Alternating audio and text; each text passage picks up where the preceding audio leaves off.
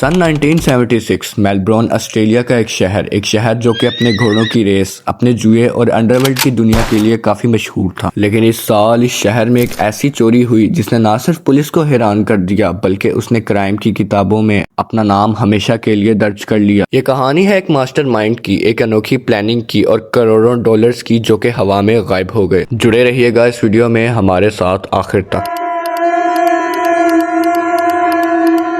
Melbourne शहर के अंदर एक बहुत मशहूर क्लब था जिसका नाम था विक्टोरिया क्लब, जो कि हर सैटरडे जोश और पैसों से भरा हुआ होता था। घोड़ों की रेस के बाद शहर के बड़े बड़े बुक मेकर्स यानी वो लोग जो बेट्स लेते हैं अपने दिन भर की कमाई यहाँ लाकर जमा करवा देते थे। ये एक जरूरी रूटीन था और हर हफ्ते करोड़ों डॉलर्स की नकद रकम इस क्लब की तिजोरी में पहुंचती थी। ये कोई छोटे मोटे पैसे नहीं थे दोस्तों, ये लाखों में नहीं बल्कि करोड़ों में थे। आज के दौर के हिसाब से 100 मिलियन डॉलर से भी ज्यादा की रकम थी। और आप लोगों ने वो बात तो सुन ही रखी होगी कि जब पैसा आता है वहां कुछ लोगों की नीयत भी खराब हो जाती है, और उन लोगों में से सबसे आगे था एक नाम जो कि रे चेक का था। अंडरवर्ल्ड की दुनिया में इसे प्रोडिजी के नाम से जाना जाता था। प्रोडिजी का मतलब होता है एक इंसान जिसके अंदर जरूरत से ज्यादा खसूसियात मौजूद हो, दिमाग से तेज, प्लान बनाने में उस्ताद और पुलिस से 2 कदम आगे की सोच रखने वाला। रे चेक ने इस क्लब को लूटने का एक ख्वाब देखा और इस ख्वाब को सर अंजाम देने के लिए उसने इसकी प्लानिंग भी शुरू कर दी जिसके बारे में किसी ने सोचा भी नहीं था। इस काम को सर अंजाम देने के लिए रे चेक को एक गैंग की जरूरत